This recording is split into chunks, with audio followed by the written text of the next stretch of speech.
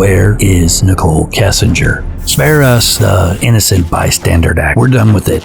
She's not a victim, she's not clueless, and she's definitely not blameless.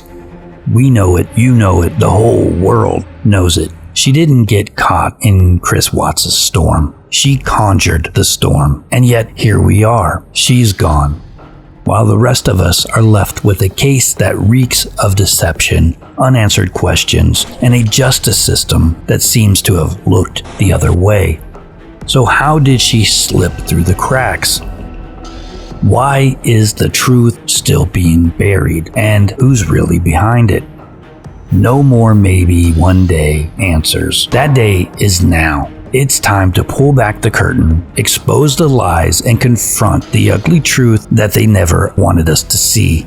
Nichol Kessinger's connection to the Chris Watts case is a gaping hole in the justice system. Don't blink, because nothing about this case has ever added up until now. It's time to uncover why the truth has been intentionally buried, and it's time that we demand the accountability that we've been denied.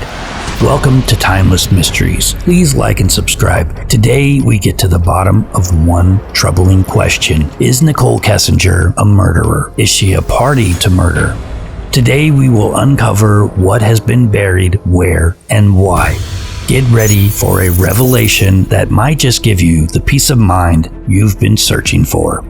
We've got deleted files, we've got suspicious behavior, we've got phone pings, we've got deleted searches, stalking, and lies, and dozens of credible YouTubers begging law enforcement to look at the evidence again.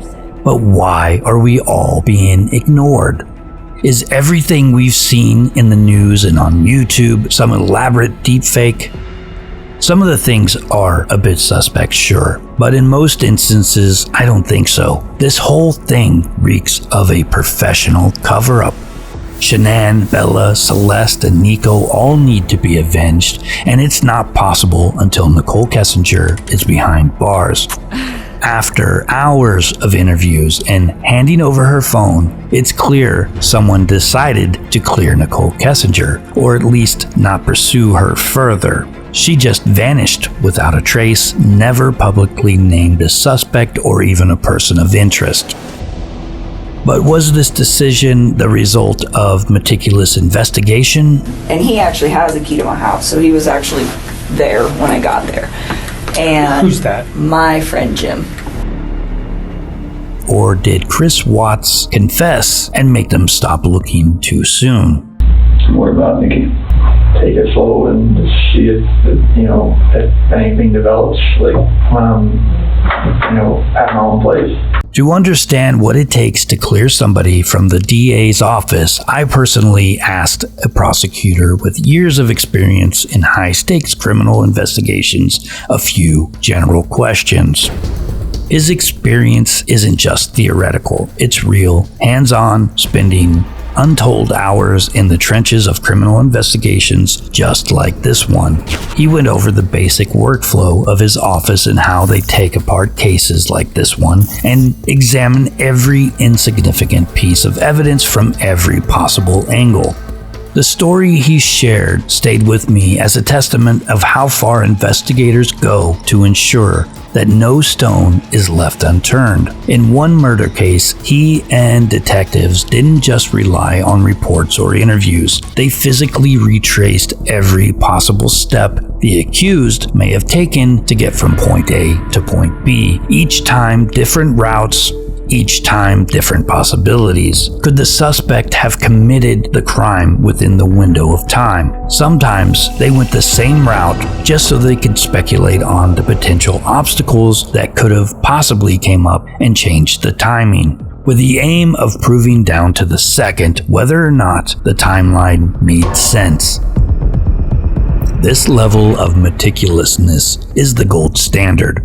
It's how prosecutors and detectives connect the dots, piece by piece, to ensure every second of a suspect's story can be accounted for or disproved. When I asked him about how someone like Nichol Kessinger could disappear, his answer was chilling.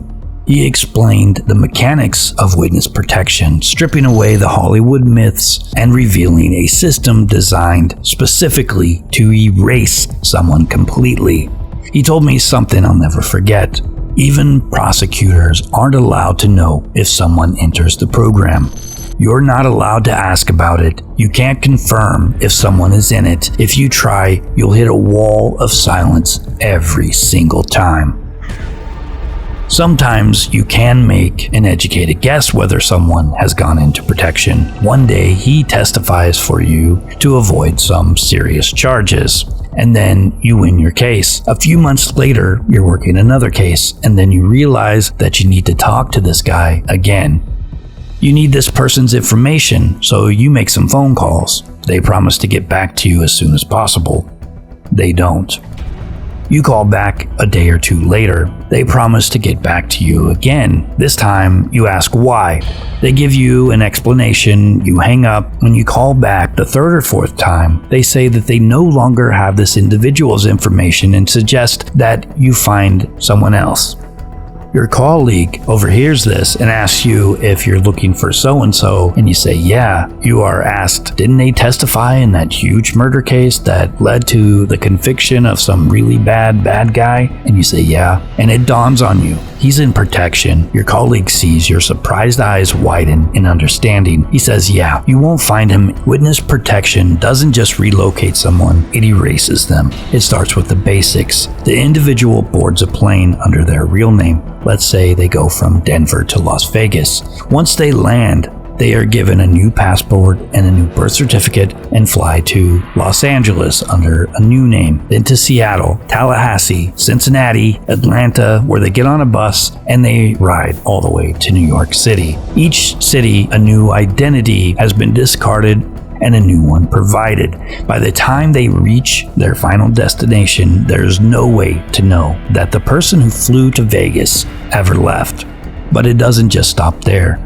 The government employs elite white hat hackers, cybersecurity experts who specialize in making people disappear digitally.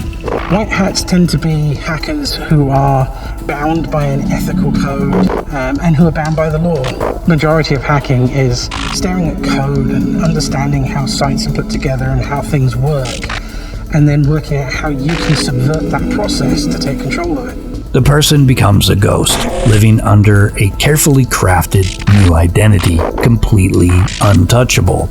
Oh yeah, witness relocation, we're going to put you in this nice little house and you get this new ID, new credit cards, and no, it's not like that at all. This woman was put in the state's witness protection program after a friend confessed to her teenage daughter in 2006 that he was involved in a gruesome murder. It's a massive change. If you placed yourself in their position, about you were going to be taken away from what you've known previously and placed somewhere else where you don't know anybody at all. There's no incentives in any of this, but because they've got the opportunity, quite a lot of people to start again. I know it kind of sounds like something out of a spy thriller, but this is reality.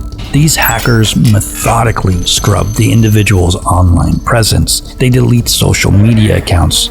They remove public records. They even intercept and alter information in databases. Think about how hard it is to find information about Nichol Kessinger before 2018.